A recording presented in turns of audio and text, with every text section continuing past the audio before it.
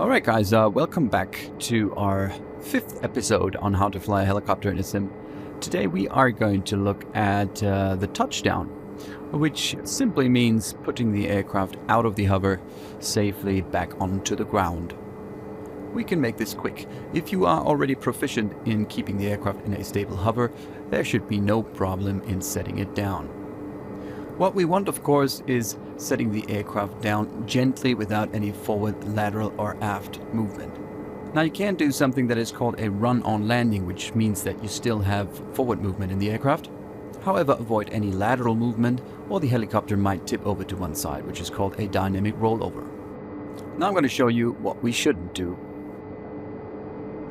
Lowering the collective too quickly and make the helicopter drop like a stone. Not only could you damage your aircraft with a rather hard touchdown like this, you could also get into ground resonance, which means that the helicopter is basically shaking itself apart. Of course, that's in real life. I haven't come across a helicopter simulation that actually simulates ground resonance. So let's do it again the right way. Now, if we're in a stable hover, the aircraft has just enough power to keep itself in the air. So all I really need to do is lower the collective a tiny increment and the aircraft will naturally settle down. Now, as always, if I lower collective, I should be prepared to ease off on the power pedal, which in the Hughes 500 is the left one. While descending, I keep on doing small, constant corrections on the cyclic to keep the aircraft in a stable hover. If ground effect is simulated, the helicopter should arrest its descent just a few centimeters above the ground. To get through that ground cushion, just lower your collective a little more.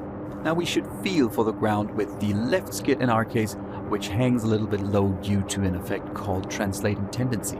Once you feel the skid is in contact with the ground, slowly lower the collective all the way down. Now we're going to do a short dolly pad landing with the Bell 412. Now that I nudged my helicopter over to the place where I want it to be, I simply go into a stable hover.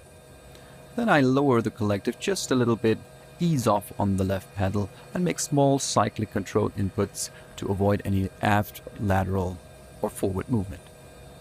Once I feel the skids contacting the ground, I still keep the aircraft balanced out and slowly reduce collective until the aircraft is fully down on the pad. Let's look at it from outside.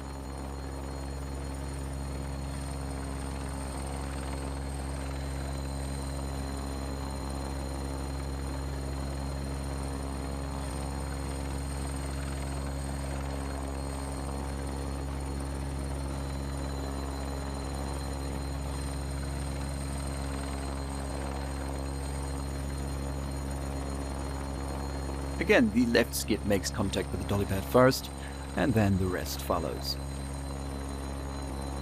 Not every landing, of course, will be perfect, especially if you have stronger winds. However, always try to put down the aircraft as smooth as possible.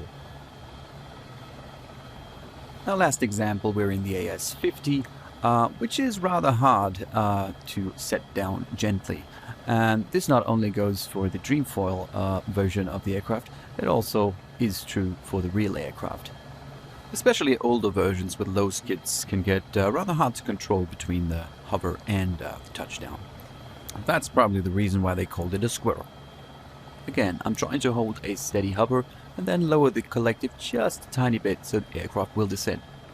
The AS-50 has a clockwise rotating main rotor, so keep in mind that our power pedal is the right one. So while lower collective, I need to ease off on the right pedal.